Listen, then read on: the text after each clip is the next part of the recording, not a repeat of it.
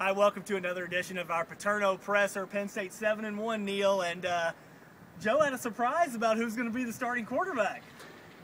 He's going to start, and then Cory said he's going to start. That's right. So we got some, we didn't get some definitive answers, but we figured that, right? We'll say this, Cory is one of the funnier, brightest kids on the team. We just finished with his press conference after Joe's, and that guy's a delight and a treat to talk to. But Joe, as he was going out of his press conference, Joe said, you guys are looking for a big headline. By the way, I'm going to start at quarterback. So, but we don't know who's going to start. Even though McGloin started and played the whole game against Northwestern, Joe said he hasn't got the slightest idea, he said.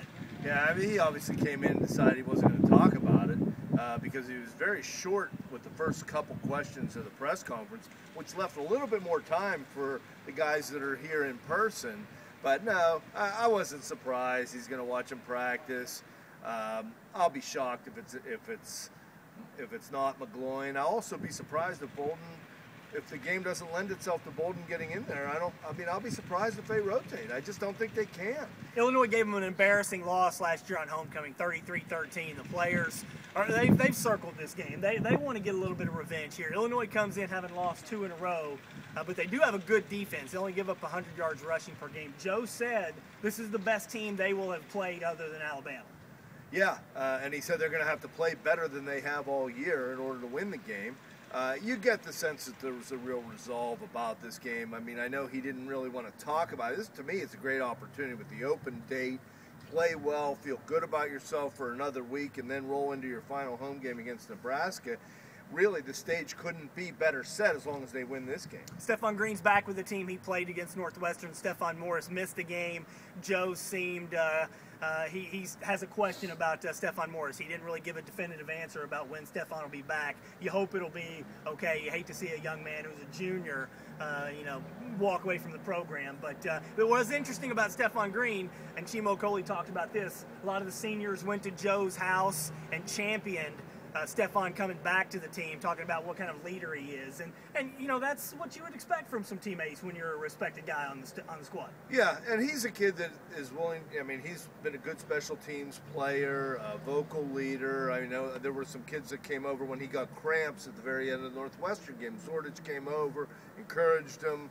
You can tell he's a popular player on the team. If you watch Mark Brennan's video on FightOnState.com, and Mark's doing the videotaping here, encouraged from Michael Zordich for Stephon Green. It's a hilarious video. Mark edited it for some foul language, but it's great video if you haven't seen it yet.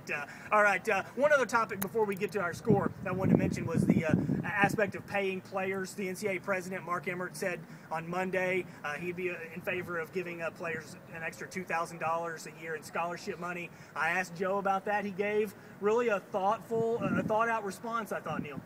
Yeah, I think it opens up a can of worms that not everybody has really fully digested yet. Joe still would like more information, talk about it, but there is definitely a need. I mean, he doesn't want to segregate the players any more than they already are. Most of them live in a separate area, and I know he never favored that early in his career, but then the reality is a lot of the kids need it, and they come here and they can't afford to really live like any other kid. And if you think all football players are for getting that money, I encourage you to read my story this week in the Mirror on Cory, who said he's not in favor of it. He's in favor of keeping it the way it is because it would create, his word, a murky situation in college sports if you started paying people money. So very interesting, refreshing comments, because I just kind of assumed all players wanted that money. So, all right, Illinois line is about, what? 6 points, and they beat them bad last year, 33-13. Revenge factor here. What's your score? I think it's a statement game,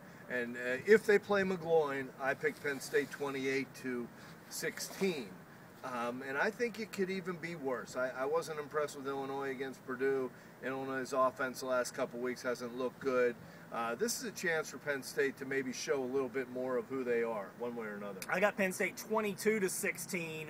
I think Illinois' defense is pretty good, so it's going to be tough for Penn State to score. The one trouble spot I would think maybe coming into this game, Illinois clearly had a hangover from the Ohio State disappointment where they lost 17-7, so they didn't really show up early on.